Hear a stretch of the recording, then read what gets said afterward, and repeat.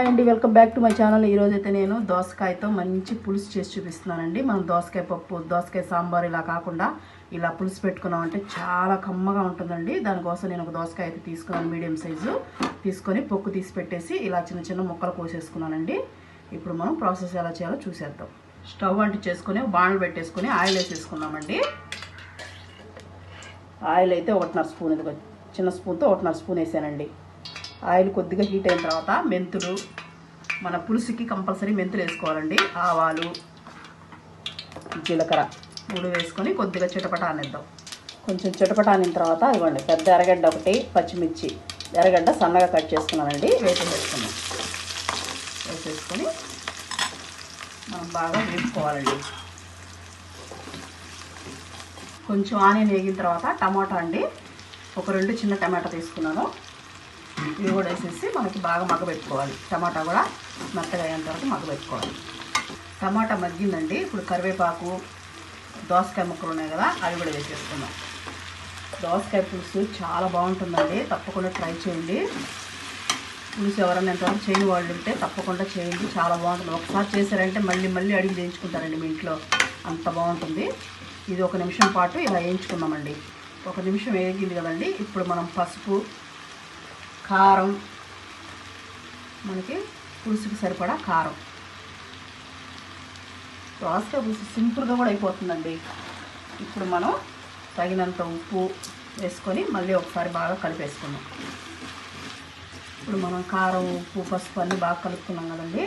ఇప్పుడు మనం దీంట్లో 1 గ్లాసు వాటర్ అయితే పోసుకోవాలండి.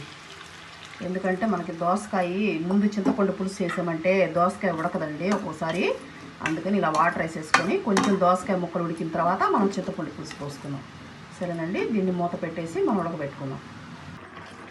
ఇప్పుడు చూడండి, దోసకాయ మనకు కొద్దిగా ఉడికింది కదా. ఇప్పుడు మనం చింతపండు పులుసు వేసుకోవచ్చండి. 1 నిమ్మకాయ సైజ్ అంత చింతపండు నానబెట్టుకొని పులుసు తీసుకున్నాను నేను. ఇవైతే పోసేసుకుందాం.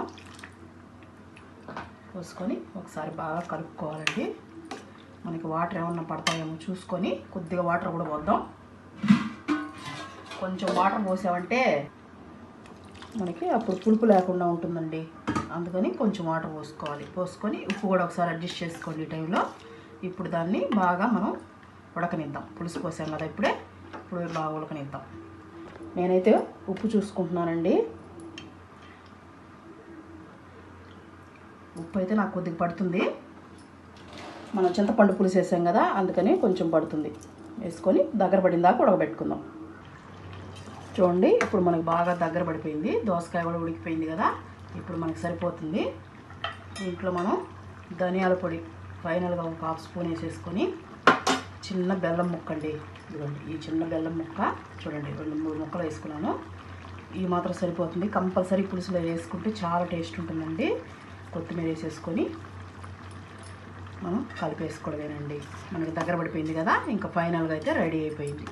చూస్తున్నారు కదా మన దోసకాయ పులుసు. ఎంతమందికి తెలుసండి దోసకాయ పులుసు? మనం ఎప్పుడు పప్పు అవే కదా చేసుకుంటాం ఎక్కువ.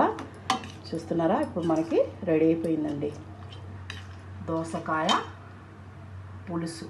చాలా బాగుంటుందండి, కమ్మగా ఉంటుంది టేస్ట్ అయితే. సరేనండి, వాటి వీడియో ఏదండి మీకు నచ్చినట్టయితే ఒక లైక్ చేసి ఛానల్ సబ్స్క్రైబ్ చేసుకోండి.